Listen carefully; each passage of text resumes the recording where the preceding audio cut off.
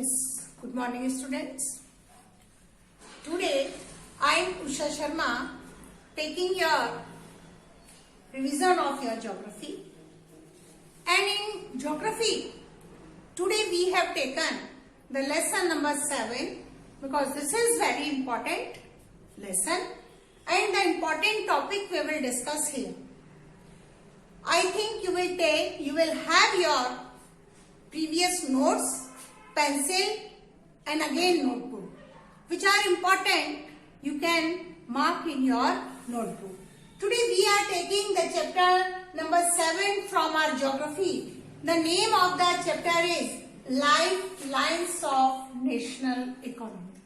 Student, keep in your mind, transportation and communication are called the lifeline of the national economy. क्योंकि यदि सुनिए transportation, what do you mean by transportation? When we and our goods will go from one place to another, that is known as transportation. जब हम और हमारा सामान एक जगह से दूसरी जगह जाता है तो ये क्या कहलाता है? ये ट्रांसपोर्टेशन कहलाता है. अब ट्रांसपोर्टेशन में आप क्या क्या इंक्लूड करेंगे? आपकी बाइसिकल, आपका स्कूटर, कार, ट्रक, मोटर गाड़ियां, these are included in transportation. I think you know transportation. What do you mean by transportation? When we and our goods will go from one place to another, that is known as transportation. Means of transportation: truck, buses, rails, rickshaw, automobiles. All these are included in transportation. Communication, जब हम और हमारा सामान नहीं, केवल हमारे संदेश एक जगह से दूसरी जगह जाते हैं तो ये क्या कहलाते हैं? ये कम्युनिकेशन कहलाते हैं.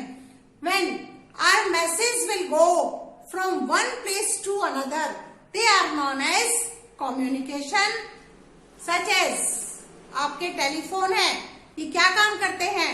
संदेश आप इधर से करते हैं और वहां संदेश पहुंच जाता है. तो लेटर्स, टेलीफोन, आपके newspaper, these are all included in communication. So student, what do you transportation and communication are called the lifelines of national economy.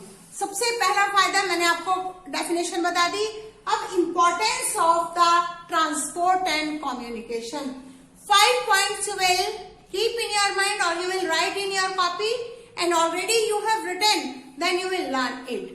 What is the importance of transportation and communication? First point, to provide link. आपको कहीं भी कोई link भेजना है, आपको सामान भेजना है, तो हम किसका सहारा लेते हैं? या खुद जाते हैं या मैसेज पहुंचाते हैं. तो ये पहला इंपॉर्टेंस जो है ट्रांसपोर्टेशन और कम्युनिकेशन की, जिसके कारण इसे life line of national economy कहा जाता है. ये हमारी राष्ट्रीय अर्थव्यवस्था की लाइफ लाइन होती है. इसका कंपैरिजन हमारे नर्वस सिस्टम से किया गया है. तो पहला point, transportation and communication to provide link. Second point, these are development of economy. Third is nervous system. Number 4, global village. Global village यानी कि पहले समय में अमेरिका या विदेश में जाना या एक शहर से जाना दूसरे शहर में मुश्किल होता था, लेकिन आज ट्रांसपोर्टेशन और कम्युनिकेशन की मदद से पूरा ग्लोब जो है, पूरा हमारा वर्ल्ड जो है वो बिल्कुल पास आ गया है. यानी कि जगह की दूरी बहुत कम रह गई है. आप विदेश में भी दिन के दिन कहीं भी घूम फिर कर और अपना काम कर कर वापस आ सकते हो. इसीलिए इसे ग्लोबल विलेज कहा जाता है. National and cultural integration. आप एक दूसरी स्टेट में रहते हैं, दूसरी स्टेट में रहते हैं, आप सहारनपुर में रहते हैं, यूपी में रहते हैं, केरल जाते हैं, तो आप वहां के कल्चरल को लेकर आते हैं और अपने कल्चर को देकर आते हैं. तो ये मैंने बताया importance of transportation and communication, क्योंकि transportation and communication are called the lifeline of national economy. ये क्वेश्चन भी आता है, why transportation and communication are called the lifeline of national economy. These 5 points you will keep in your mind and write down in your copy. Second, we are taking transportation में how many types of means of transportation. Generally student, there are the 3 types of means of transportation: land, water, air. कितने बताए मैंने? 3. Land, water, air. अब इसमें आपको question में distinguish भी आएगा. Differentiate between land and water, differentiate between water and air. Land में आप क्या लेंगे? लैंड में हम लेंगे रोडवेज और railways. Water, there are the 2 types of waterways. एक जो आपके देश के अंदर जो नदियां बहती हैं और देश के अंदर जिन नदियों की मदद से आपका सामान एक जगह से दूसरी जगह जाता है, तो वो आपका क्या कहलाता है? 2 तरह का है, ओवरसीज और internal.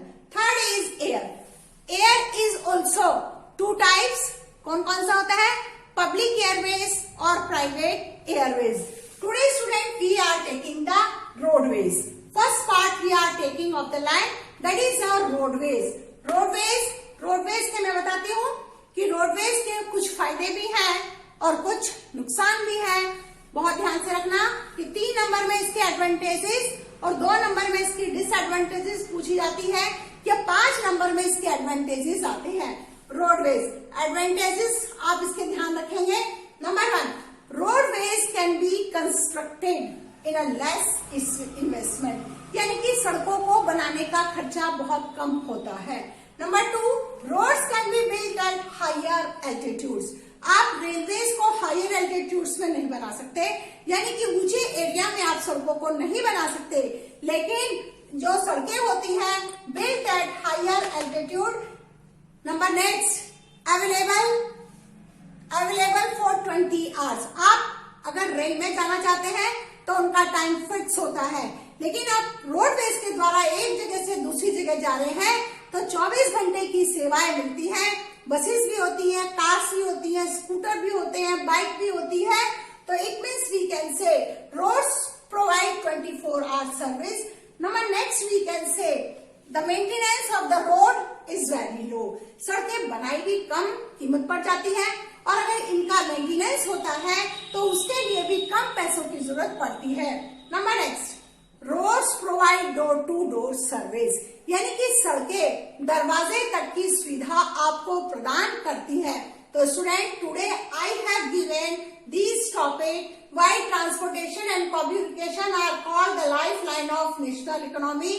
How many types of means of transport और what are the advantages of the roads. 3 topics I have covered. Next topic I'll cover by next lecture. So these you will learn. These are very important. Thank you students.